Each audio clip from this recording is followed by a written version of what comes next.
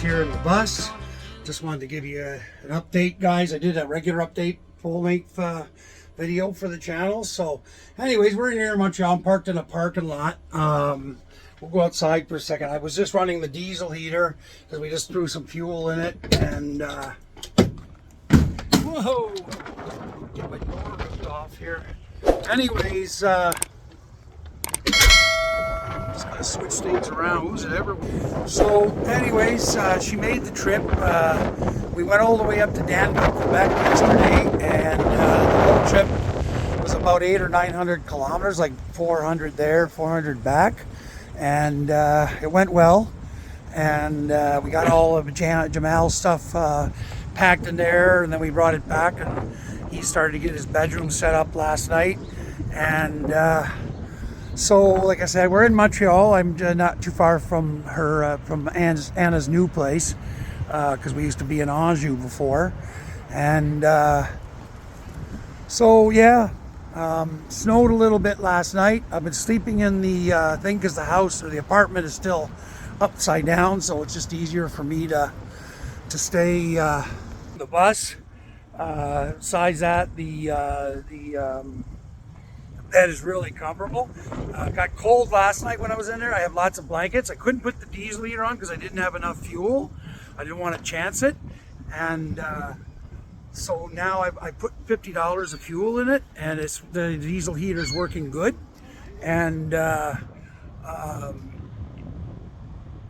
so tonight I don't think I'm gonna sleep upstairs because we're getting things organized. But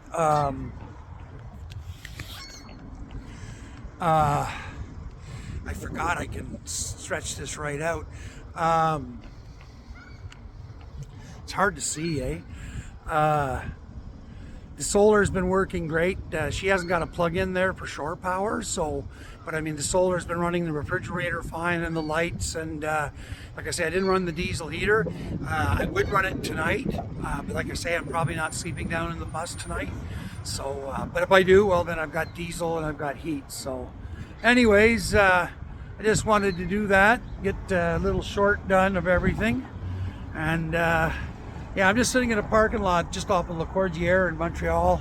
They had to go see a lawyer about something, and now they've gone to a place where she buys her makeup and face cleaning supplies and all that stuff. So anywho,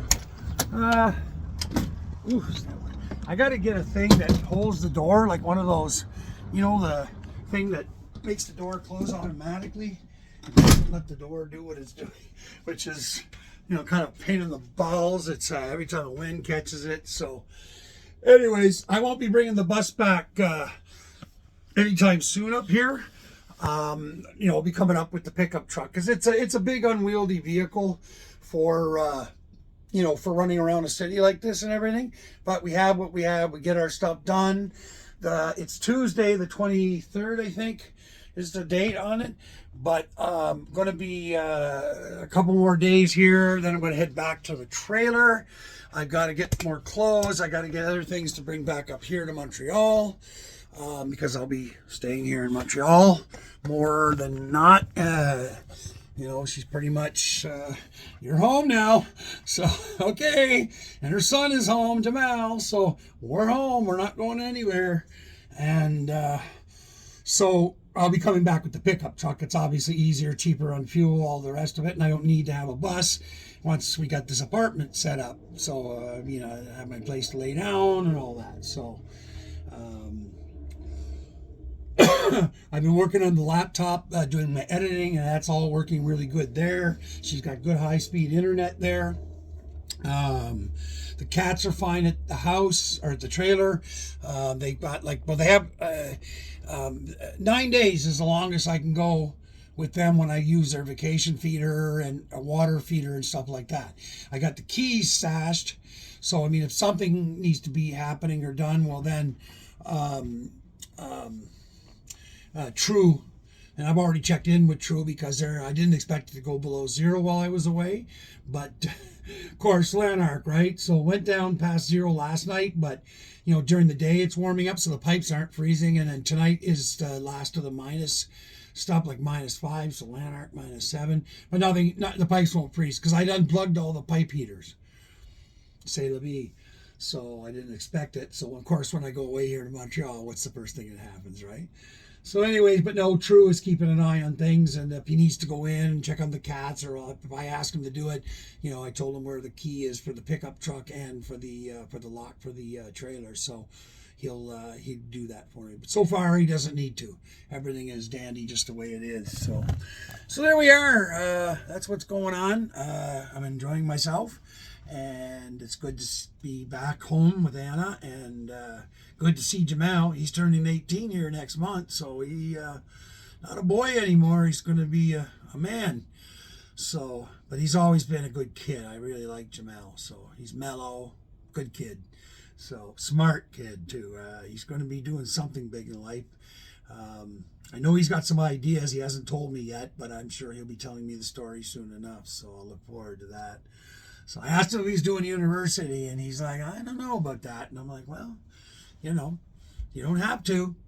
Just because society tells you, if you got an idea with that mind of yours, and it's going to put you to work and put money on the table and let you be living a life and everything, well, then do it. Just make sure that whatever you do it happy. And don't let the world tell you that, you got to do this, or you got to save $1 million and bring it with you till you die and all that.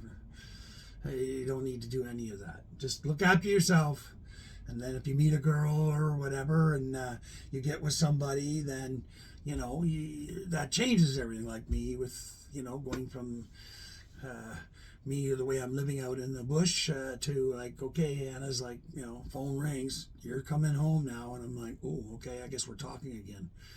No, we're not just talking. You're coming home. So I was like, okay. She had a lot of things to work out. She had, we met during COVID. We went through a lot during COVID. She had just come off a relationship in which the other person had passed away suddenly. It was very traumatic. By the time we met, she hadn't fully healed from it and still suffering. I'm not even sure she knew herself she was still suffering.